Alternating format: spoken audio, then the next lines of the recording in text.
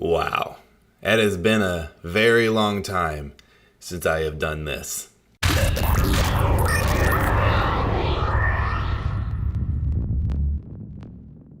have not made a video in forever, but I'm back. It's like I released my film Culturegeist right on March 15th and then dipped. And there's a few reasons for that. Not to get too much into it, but I think a lot of it had to do with the fact that I've just been so busy with expanding this basement. That's why there's like nothing on the wall except for my Culturegeist poster. But I'm super excited to be back because there's a lot of amazing movies coming out. They just like so many things that I am like anticipating. I keep watching these trailers and I'm like, wow, I am so excited for this. And one of those movies that I was really excited to see, we just watched tonight. And that would be Trap by M. Night Shyamalan.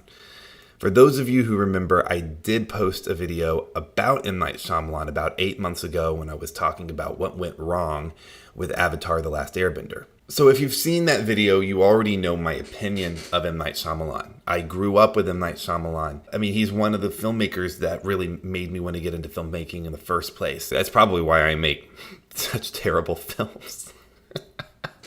No, in reality, I don't think that M. Night Shyamalan's a terrible filmmaker. I actually think he's amazing. I think he's brilliant. I think he's a genius. However, he's made a lot of terrible choices. M. Night Shyamalan, to me, is an acquired taste. Most of the critiques that I hear about Shyamalan come from his dialogue and tone and just how things feel in the movie. People are like, this feels like it's set in a completely different dimension where people look like humans, but they're not. It's just like this weird vibe. I feel like over the past decade, M. Night Shyamalan has asked a lot of his audience. He's basically asked you to accept him for who he is. And if you like him, you like him. And if you don't, you don't. But he's going to make movies his way. And I respect that. And because that's kind of the idea that I have when I make film. The things that happen in his movies aren't necessarily representative of like reality. Like the things that happen in his films and the way that people talk and the way that the story moves isn't supposed to feel like it's of this world. Because it's not of this world. It's of his world. If you could just accept that, if you could accept that this is just who he is as a filmmaker, then I think you're going to have a really good time. But only if you do that, all right? So let's really get into the nitty-gritty of Trap. I thoroughly enjoyed this movie from the beginning to the end, despite its problems. And I am not oblivious to them, trust me. M. Night Shyamalan has been criticized for his tonal shifts. However, in this movie, he capitalizes on it. He zones in on it, and it's intentional, and it makes sense with the story. Because there's this whole thing, right? Josh Hartnett plays this, the butcher, this serial killer. And the whole concert that he's taking his daughter to is a trap loaded with, all like SWAT, police, like everybody's, guarding this place. And he notices, and he's basically trying to figure out a way to escape this venue while still trying to give his daughter a night that she'll always remember.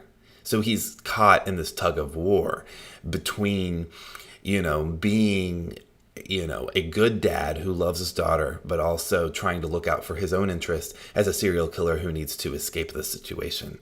And I think that that's such a cool story. This movie also works as kind of a concert, I think, to promote his, let's just be real. This movie is really to help promote his daughter. He wrote all the songs for this film, and it's very good. I love that he's highlighting, it's the whole thing about family, the father and the daughter. And he's doing that as a filmmaker for this movie, where he is a filmmaker, he's orchestrating this film, but he's also using it as a vessel to help promote his daughter. And I think that's so sweet. Another interesting thing too, great performance from Haley Mills. Some people in my generation or a younger generation may not know who the hell I'm talking about, but Haley Mills was a very important and prominent child actor in like the 1700s or something like that. So, no, she was in the original Parent Trap. Pollyanna. Okay, yeah, no, nobody knows who she is, but listen, I thought she did a great job. But back to the movie, we'll cut through like these moments of really deep intent, like tension that is basically abrupted with these moments of this kind of family dynamic that he has with his daughter. And I think that that's important because there's been other films from his past where tonal shifts happen for no particular reason. And this feels very intentional, very well grounded. I'm allergic to oxygen. Love that for me. What was I talking about? Oh, yeah. Trap. The other thing about this film that I thought was really effective was that in films that are like horror or thriller or suspense, you know, there's this common trope of like, how do we, you know, break up the tension? You can't have it be completely tense from beginning to end, you know, from beginning to end. There has to be things that break up that monotony to kind of help reset the mood, right? And I think a lot of films in those genres usually tend to rely on, you know, a little thing called jump scares. In typical M. Night Shyamalan fashion, he goes a different route. You know, he's always incorporated humor, you know, in his films. But I think that it's used in a really interesting way here. It's used as a way to break up the tension. And also just from a cinematic standpoint, there's, you know, really cool moments, I think, throughout because he's so detail oriented. And there's a reason for that, but we're not going to get to it until the spoiler portion.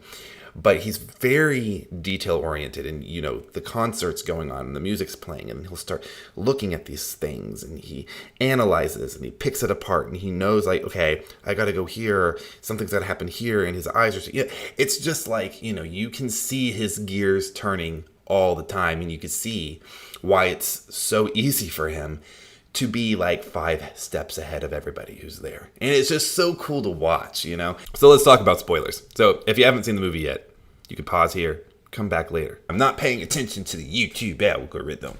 You know, you could just turn off my video, go watch Barney and Friends. You can make some chai tea. You can turn off my video, become an equestrian, and study a lifelong love and passion of horses and their habitats and how they interact. A lot of the things that are going on in this film would never happen in real life. There's this scene. It starts with simple things, right? Like he takes like an employee key card and he's able to sit in and listen. You know, he's sitting there right in the back of where all the SWAT people are, just sitting there. Oh, wow, they're talking about me over there. They're standing right in front of me, aren't they? Oh, wow. I wonder how long I can stay here until they notice I'm here, man. It's just like that would never happen. Like he's clearly standing there, bro. He is right there. He's right there, dude. Come on. Let's turn around. Oh my God. So yeah, the cops are fucking stupid, bro. Like what the hell? And I just thought that it was really funny, you know, in that moment. And then he decides, oh, I'm going to wear the employee key tag and I'm going to pretend that I work here. I'm just filling up the coffee, guys. And the cops are like, oh, where's the sugar? Stupid. So stupid. But again, I accept M. Night Shyamalan for who he is. This is not reality. This is Shyamalaniality. Say that 10 times fast. This is his world. So you just got to accept it. Just watch it and move on. Don't get caught up in the unrealistic details of what happens because that's not the point. It's fun. Just enjoy it, all right? There's this other thing, too. You know, the music artist, her name is Lady Raven. I haven't even mentioned that yet. Lady Raven plays a very important role later in the film. You know, she's the one doing the concert. And, you know, M. Night Shyamalan, who's actually her father, plays her uncle in the film, which is funny. And he just so happens to be standing there. And it's just like, oh, a very convenient chance encounter for this film. And he's like, yeah, my daughter has leukemia. Not true, by the way.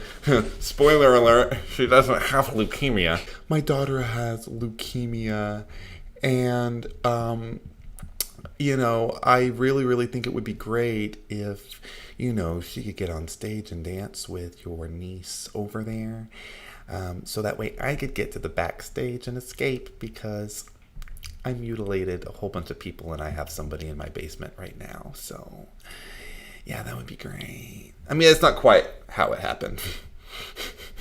But basically, that's how it happened. So, she gets to go on stage and have her moment, and, he gets backstage, but there's still security there. So he still, again, feels cornered. Like, he's 5 steps ahead of everybody, but somehow he still ends up right back in that trap, I'm sorry. And now that I'm explaining it, like, it makes it seem like I hate this movie, but I don't. I loved it, but like, I recognize the ridiculousness of it. All right, so bear with me. Lady Raven, right? He ends up outing himself to her. Essentially, he's like, "Look at this guy I have in my basement. Hey, guy, look. I know that you're a big old pop star and all, but if you could be so kind as to, putting me in your limo so that way we can get the out of here. And if you don't, I'm just going to kill this guy. I could do it right here from my phone right now." Again, not quite how it went down, but it basically did. And then this is where everything changes. There's this point, when Lady Gaga, Lady Marmalade, Lady something rather, Lady Crow,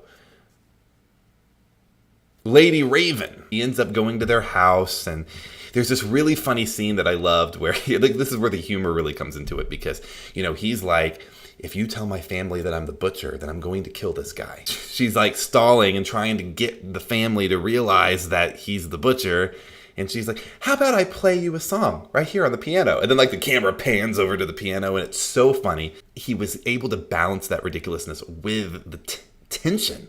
It's so intense. The movie's so intense the whole time. And, she takes his phone and she's in the bathroom. It's this very intense scene. She pulls out her Instagram or whatever app she's using, and she's talking to her following and basically utilizes social media as a way to set this guy free. And I thought that was cool how he did it, because there is a movie that he made a few years ago where social media was utilized in such an unrealistic way. I was like, does this guy even know how social media works?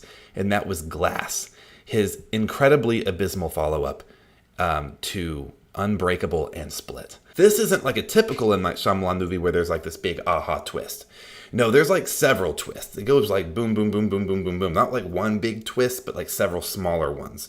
I think the bigger twist here was that, again, spoiler alert, that it was actually his wife who started to realize that he might have maybe been the butcher. And, she was the one that to make it to where the police would have been able to find his receipt for the concert. So that's how they knew that he was there to begin with, all those things. Then there's like this whole like several times he's able to outsmart everybody. The amount of times that this man escapes from the police throughout the movie, but especially in the final act, is absolutely like, he was a maniac, this guy.